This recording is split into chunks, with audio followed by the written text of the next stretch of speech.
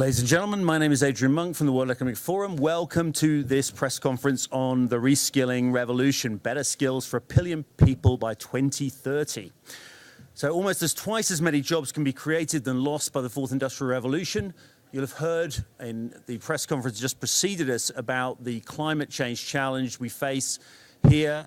We also face a jobs challenge if we're to meet that other part of the theme of this annual meeting, which is about cohesion, social cohesion, giving people opportunities.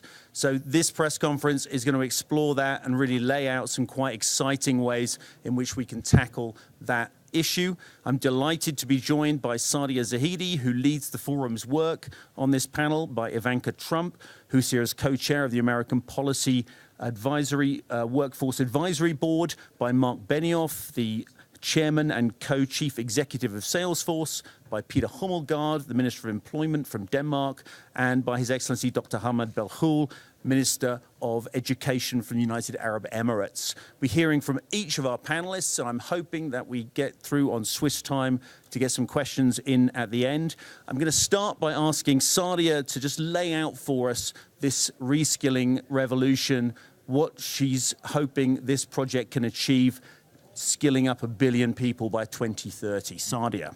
Thank you, Adrian.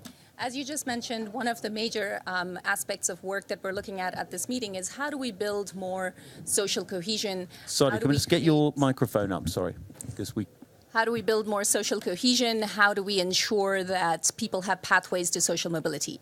One of the most important ways to do that is to ensure that people have the right education, the right skills, and the right jobs. And that is what this initiative is all about. Over the last years, we've been doing quite a bit of research on the fourth industrial revolution, on the future of jobs, and it's become very clear that we're not necessarily looking at a negative future in terms of jobs, but what we are looking at is a major shift in terms of the set of skills within each job and the types of jobs that will exist in the future, whether that is in the care economy or the education sector or the IT sector. There are a number of growing roles, and in fact, please do take a look at the Jobs of Tomorrow, which also comes out today. However, what we need is a reskilling revolution if we want to help people get there. And this initiative, the Reskilling Revolution, will be aimed towards getting 1 billion people better education, better skills, and better jobs. The reason for creating a platform and the reason for doing this at the World Economic Forum is to provide better metrics, better coordination between various policy experiments, better coordination between various business initiatives, and ensuring that there are new accelerated delivery mechanisms that I hope will get us there far before 2030. In order to do that, we've been working with a number of different countries over the last year in particular on the Closing the Skills Gap accelerators. And I'm excited that here at this meeting, we will be making more announcements of countries that will be adopting this approach. India, Oman, the Russian Federation, Pakistan, the United Arab Emirates, Bahrain, and Brazil are all joining. And in the case of the United Arab Emirates, we're very pleased that they're supporting the entire Reskilling Revolution initiative. In addition to that, a number of countries that have been running some of the most innovative experiments will be joining this set of work. So France's Mon Compte Formation will be a part of this initiative, as well as, of course, the work that is happening in the United States, which we'll hear more about later. We've also set up a number of industry accelerators. So the aerospace industry, advanced manufacturing, aviation, travel and tourism, consumer, financial services, media, entertainment and information, and metals and mining will all be part of this. And finally, there are a number of businesses that have made a very large set of pledges. What I'm pleased to report is this is not just the starting point. We already have commitments that will reach 250 million of the billion that we're trying to reach overall. So I hope this is the beginning of a movement, and we will be able to get to surpass even the target that we've set. Thank you, Adrian. Thanks, Sadia. Ivanka, can I turn to you and just ask you for your vision on the future of work and how this project really bridges the gap between public and private sectors?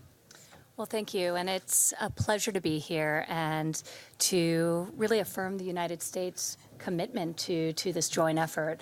the reskilling revolution, and it's something that we have been deeply focused on in the United States, making sure that our booming economy works for all Americans and that nobody is left behind or forgotten. So we are believers, and you heard the president's speech yesterday. It was highly optimistic about what is in store in the future. We believe in innovation. We don't want to bridle or harness that. But with innovation comes opportunity, new industries that are being created that never existed before. Look at the growth in cloud computing. Mark knows this as well as anyone. He was an original signer of our pledge committing to reskilling 1 million people over the next 5 years. So we thank you for that, Mark. But there are industries that are being created that require new skills, and there are industries that are being disrupted, and then there are industries that are continuing, but the people working in those jobs today are going to require new skills to do their same job tomorrow. So we are taking a holistic approach to this at the United States government and look forward to this convening and opportunity to learn from each other. We've certainly learned on the apprenticeship front. There are great examples here in Switzerland, in Germany. One of my first foreign trips was to Berlin, where I toured Siemens, one of the world-class examples of on-the-job training and apprenticeship. So there's much we can learn from each other. America is trying to harness the interest of business in the shared goal of ensuring that the next generation of American student and the current generation of worker has the skills they need to succeed in the jobs of today and tomorrow. That's why we created our Pledge to America's Workers, which has become, at this point, really a full-blown movement with over 400 companies signing the pledge to reskill close to 15 million American students and workers. And that's 15 million lives impacted, 15 million families impacted, and opportunities created. And it really is an incredible experience. I've toured much of the country, visited close to every state, looking at these type of programs. And the question was about the synergies between the private sector and the public sector, and it's critical. Industry knows what jobs they are going to be creating and what jobs they are going to be displacing. They know far ahead of the government which investments they're making in productivity, which will cause a ripple effect within their workforce. At the same time, corporations more than ever feel a sense of civic obligation. And what better place to start than within your own family, within your own company? And we think that that is very important. So we're catalyzing a lot of action. We're also working as a government to create a national workforce strategy for the first time ever, combining 14 federal agencies to come up with a blueprint, not just for rethinking education K through 12, but how do we prioritize 0 to 5, which has been underinvested in, and then also post-22, which very little federal and state funding goes towards, except if it's, really advanced degrees. So how do we start to think about education and learning as a lifelong pursuit, not compartmentalized to a very short period of time in the arc of one's life? So the National Workforce Strategy aims to answer some of those questions. Separately, we've put together a council, an advisory council that has helped informed our work. And we have representatives from state and local governments represented. We have academia represented. We have some of the great entrepreneurs and innovators and largest employers in America,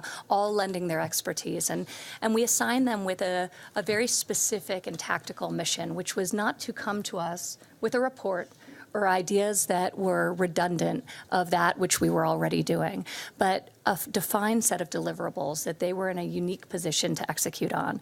The first thing we asked this advisory council to do was develop a national ad campaign in partnership with us in the Ad Council, but it's private sector funded, private sector driven, to really debunk myths around certain types of industries. You look at manufacturing in America, there's 500,000 vacant manufacturing jobs.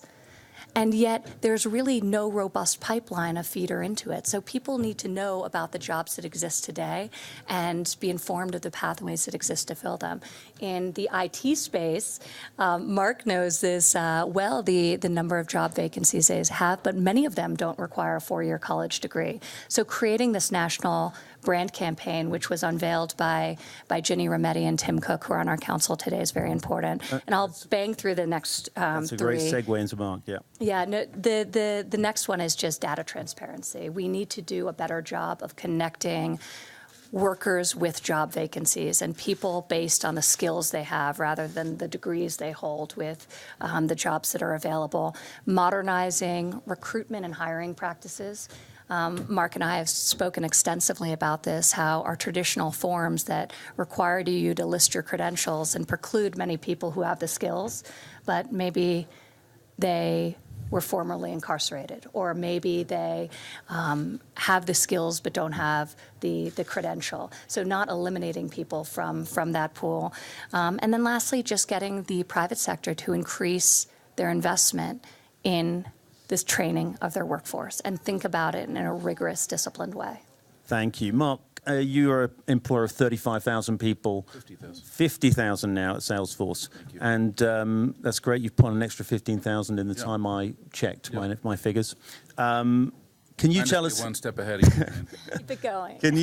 Can you tell us how Sure. business can get behind this and really make a difference? I sure can. Between the last press conference that we were just at, talking about 1 trillion trees, and this press conference and the other events that I have been to now here over the last couple of days, I'll just tell you that capitalism, as we know it, is dead. This obsession that we have had with maximizing profits for shareholders alone has led to incredible inequality and a planetary emergency, and we all owe a debt of gratitude to Klaus Schwab and his team for showing us this incredible way forward. And Klaus Schwab is right. Now, for 50 years, he's been calling for a new capitalism, a stakeholder capitalism, a more fair, equal, sustainable way of doing business that values all stakeholders as well as shareholders. And I know Klaus is right because Salesforce is living proof that stakeholder capitalism worth.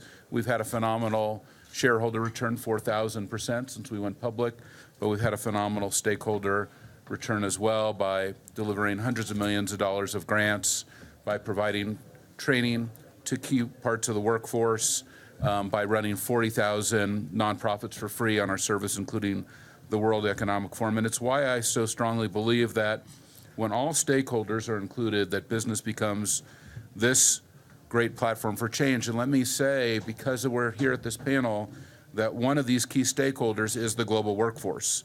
To make sure that the fourth industrial revolution is bringing along everyone, we need the education and skills to succeed.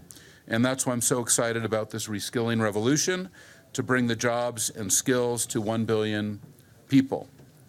No one government or sector can solve a challenge as big as this. We need a true multi-stakeholder approach, I think very well represented by this panel. And I want to thank you, Ivanka, especially you, for your leadership on the White House Pledge to America's Workers and the passion that you have brought to it to reignite the American workforce. Thank you for doing that for all of us.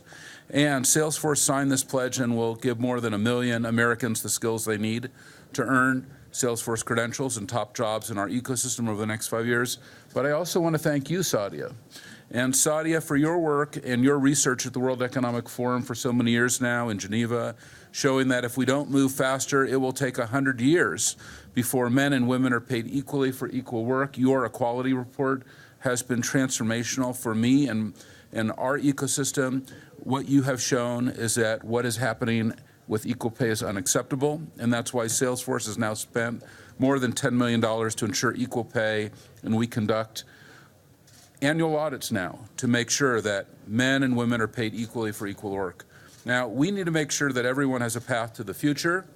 That's why what we are doing at Salesforce since our founding 21 years ago, we've given more than $100 million in grants to education and workforce development organizations, as well as our local public schools. You know, every company can adopt their local public school. It's one of the reasons why here in Davos now, for so many years, we have Davos codes, where in our Salesforce facilities here, we're training the local children on the key skills they need to enter the workforce. It's so important to us. It's also why I'm so excited about Trailhead, our online learning and reskilling platform, which is helping nearly 2 million learners gain resume-worthy skills. And it's open to everyone in the next 5 years. And we're looking to get 10 million learners on that platform. And these people are incredible trailblazers. They're so inspiring to me. Well, I just want to finally challenge all of my business leaders, because as we all know, because we've done so many panels up here, Adrian, with the fourth industrial revolution now over so many years, we need to rise to this moment of urgency. We need to act now. If you are attending this conference, you need to commit to job training. If you're attending this conference, you need to commit to reskilling. If you're attending this conference, you also need to commit to our 1 trillion tree initiative, like Ivanka has done in the US government. So thank you again, Ivanka, for that.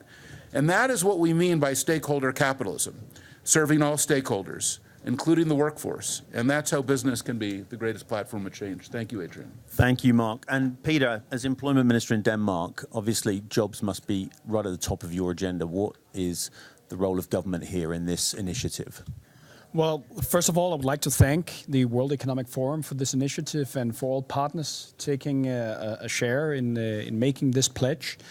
I think that Mark Benioff is completely correct when he says that capitalism as we know it is dead, or at least it has to be, in the sense that more and more people, thankfully, are recognizing that the threats from growing inequality, from a weakened social contract, is actually also threatening not only our democracies, but also the very foundation of our market economy. So I think this pledge is the right way to go on that approach, because we need to make sure that people in this world has jobs, and not only has jobs, also has jobs that are well paid, where working conditions is good. And that's why we need to invest more in reskilling. And just to give you a couple examples from Denmark, one example is that most of you, I think, would know is Lego, the company Lego, who produces the Lego brick. Most of our kids play with Lego bricks all around the world. It's a little plastic brick. It can basically be produced all over the world. Nevertheless, much of it is still produced in Denmark, although it cheaper could be produced in other parts of the world. And that's because the Lego is investing in their workforce so that the workforce continuously provides in bettering the production, in making sure that that the Lego brick and what can be built from it is more perfected, is more innovative, and so forth.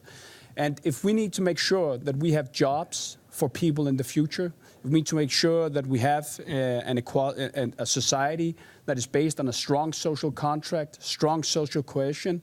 Then we also need to invest in our workforce, in upskilling, in reskilling, and in the general education. That's why we support this pledge. Peter, thank you. Ahmed, from your perspective, you're not just Minister for Higher Education, you also have advanced skills in your ministerial portfolio. How do you see this reskilling revolution playing out in the policy sphere, and how will your country get behind it? Sure. Thank you, Adrian. So first of all, I'd like to thank the World Economic Forum for stepping up in reskilling and making it broader. So now we have a revolution reskilling, which includes education. So reskilling is important for existing workforce. It's very difficult for somebody to become unemployed, but unemployed due to economic conditions can be resolved. And we've seen policies like in the US now have the lowest unemployment rates, so we can go back into employment. However, when you're unemployed because of a skill mismatch, that's a whole different game. So not to undermine the efforts in reskilling, but I think we also want to be conscious of not producing students today that will be unemployed citizens in the future. So I commend you again to include education as part of the reskilling platform. And you might ask, what are we doing here as United Arab Emirates? We're still tackling education, basic education. It's no secret here that our scores are one of the lowest. Globally, Africa and the Middle East score lower in TIMSS and PISA. The UAE is improving. We're 35 in TIMSS and 48 in PISA. But I'm here because we want to make reskilling inclusive. Reskilling somebody, a student who has a high academic attainment, is fairly easier than somebody in Africa or the Middle East who comes with a lower foundational base. So our pledge here is it's a global pledge, but it's one that's more inclusive, that will also include other countries within the region. Thank you. Thank you. Thank you to all our panelists. We have a little window for questions. If I could just get a sense in the room for who has a question, and if you could give us your name and your organization. If we can just take the two hands at the front, please. And if it's a question that we can address to all our panelists on this. Hi, my name is Cao Jie from Phoenix TV, Hong Kong. Can I ask a question to Ivanka? Actually, the training scheme sounds very exciting. I want to know, so will the Chinese overseas students have the equal opportunity to apply in this kind of training when they graduate from the U.S. the university and college with a qualification certificate in the future? That's a great question. Can I just take the gentleman there? I have a question for Ms. Trump. You mentioned at CES the interoperable learning record. You didn't mention many details about it. I was wondering if you could share a little bit if there's any work been done on that and how it compares with President Obama's electronic health records. And then to Mr. Benioff, the statement capitalism is dead is a pretty controversial statement, especially with protesters outside holding signs saying eat the rich. What would you say to the man who dressed up as Ronald McDonald, who instead of wanting to reskill, wants to maybe violently cause a wealth redistribution? So just taking the first question first, I want to bring all our panelists in and give all of them an opportunity to comment. How portable, that question related to Chinese students, but how portable are these skills going to be for people when they are reskilled? Are they going to have the opportunities to work in countries around the world, or are these skills stay in country? Maybe start at the end. Peter, what's your vision on that? Do you think we're going to be reskilling people to stay in domestic economies, or are these skills going to be things that eventually in the years to come we can take with us and move around with? No, I think that in Denmark, for example, we already are reskilling and upskilling our workforce so that they can take those skills with them to any economy around the world. And thankfully also there's a big demand for especially not only Danish industry technicians, but engineers and so forth. We also have a high demand for foreign engineers in Denmark. But I think we have to skill and reskill our workforce so that they can take any jobs around the world. However, one of the main challenges we have in Denmark is that we still, although we invest a lot in reskilling and upskilling, we still have a lot of challenges to making sure that many of our workers in the workforce who don't have any skills, who have ended their basic school around 7th grade or 9th grade or something like that, that they actually, in their current jobs, see that in order to maintain their jobs at the current positions, they need to reskill. So we need to find a way to crack the code on how we motivate workers already in the workforce to actually get upskilled. I agree with that completely. I think fundamentally, whether it's domestically or internationally, we have to think about skills-based learning as opposed to purely credentials. In the United States, and this ties into the question about the interoperable learning records, there are over 700,000 different forms of credentials and badges and, of course, degrees, traditional and otherwise. So how do we piece these together and say, well, this is the credential, but these are the underlying skills? Employers care about the skills. So now we are in a much more nimble time where we can leverage technology. We can harness big data to better match the employer and the vacant job with the qualified applicant who may have otherwise been overlooked. So I think there's enormous potential. You mentioned interoperable learning records, and this administration has continued some really great work on that front to really open up the data and allow the private sector to come in and innovate on top of that. We've seen this, and I see Monica from Treasury at the Treasury Department opening up IRS data in a safe, secure way, allowed for the creation of TurboTax. The weather, through NOAA and Commerce, you see all of our weather apps. So we think we can do the same with student data and worker data, and we have a really robust working group, and Mark's part of it, that's a subsection of our advisory board. We have two of the folks on the advisory board who are leading this section. And then we brought in companies like Salesforce and like Workday, credentialing engines to help us think about this in a more holistic way so we can take all of these different pieces and patch it together. Because that's the future. If I have a skill and I'm in a community, even if I have a job, why aren't I being pushed information about job vacancies that match the skill sets that I have? And that's not happening for blue-collar workers in a robust way and in a way that lives up to the potential of what technology today can facilitate. So we've got multiple pilots that we're about to launch, and the private sector is really helping us build this, because building things isn't what we do, but we at the federal government, but we can convene. And one person I just want to acknowledge, Johnny Infantino, who joined us. They know nothing about reskilling in football, right? It's the skills are just so high, but we appreciate your commitment to this issue and appreciate your being here. You've been a great friend, so thank you, Johnny. Just want to catch briefly up with Ahmed and Mark. Ahmed, how UAE is a kind of global hub for talent. How important is it that with the reskilling that takes place, we also ensure that people can move around and take their skills with them? So there is the element of social mobility where you can improve your social status, but also geographic mobility. I've always been asked this question. The United Arab Emirates is a net importer of talent. So we have foreign workers constituting about 85% of our population. And the simple question is, why bother? A company at the end of the day could import talent that's ready today. So we did our research, and we found that even from a pure financial sense, it's actually cheaper and more efficient for companies to retrain their existing employees. And let alone the financial incentives, maintaining that culture of that company is vitally important. So I think on one hand, yes, we do import talent, but we want to reskill that talent. Reskilling includes things like social and cultural awareness. It includes things like tech literacy. So even with that, I think globally, work in an interconnected community, somebody with the right technical skills could work remotely. So that opens up another way of mobility, not physical mobility, but job mobility in a digital space. And Mark, is your declaration kind of outflanking people who say that capitalism is outdated because you're declaring it dead? Well, I've been coming to the World Economic Forum for 18 years, and I'll tell you why I love it. It's because business is the greatest platform for change, but we can only do it through multi-stakeholder dialogue. You have to include everyone. Even at our recent Dreamforce conference, we allowed protesters to speak at our main keynote for 30 seconds. Everybody's voice has to be included. This is one planet, one humanity.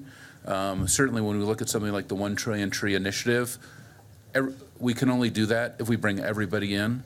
Activists have to be included, spiritual leaders have to be included, government leaders have to be included, business leaders have to be included, Native people leaders have to be included. And if we try to divide ourselves, then we will never achieve our goals. We can only achieve our goals when we unite ourselves and when we come together as one, because that is who we truly are. I've broken the Swiss rule of timing, but I do want to give one final word to Sadia Zahidi, who's helped bring this initiative together from the forum side. Sadia. Sure. I'll just say a couple of words. Skills are the main currency of the labor market. And I think you've just heard from every single panelist that we need to make that labor market and the education system work better together by focusing on skills. That's how we're going to get there. And we have to ensure that not only is there a broader base of skills, but that we're able to specialize, create agility in that system. And that's what this initiative will really try to do. All of the experiments that are happening in different countries, we need to learn from that much, much faster. And that's what the Reskilling Revolution platform is dedicated to. Thank you. Ladies and gentlemen, just a very quick word from you, Ivanka, if you wanted to come in. Well, I was just going to add that on an optimistic end note, I do think when you look at the freedom agenda that's been put in place in the United States, pro-growth policies that are unleashing the potential and the innovation within our business community and the private sector, we're seeing, as evidenced by the recent Gini coefficient results, that income inequality is actually decreasing in America. And it's decreasing for the first time in decades because more people are working and wages are rising. And that should make us all very optimistic about the future. So while it is our job and our obligation to have foresight about where disruption is going to happen, some disruption can be very positive. Today in the United States of America, we have the lowest rate of unemployment for disabled Americans in the history of our country, in part because employers are working with disabled Americans to create opportunities for them, but also new technologies are being leveraged to enable them to do work that they otherwise wouldn't have been able to do. I've been on many a factory floor and seen robotic arms and how that's assisting women in doing other work that otherwise they would have been precluded from doing. Actually, you were talking, Mark, about gender equality, and I'm so grateful for your passionate, real, tangible commitment to this topic. In 2019, we just learned that women surpassed for the first time the percentage of people in the American labor market exceeding men. But amazingly, in 2019, of all the new jobs secured in our economy, roughly 1.5 million, 72%, that's the 1.5 million, went to women. So women are thriving, and I do think there is an opportunity to think about this through the positive lens as we also prepare for the changes that our economies are being faced with. Thank you. Thanks to all our panelists. And I know we're going to vacate for the next press conference. I look forward to seeing you at that one. Thank you very much. Thank you. Great job.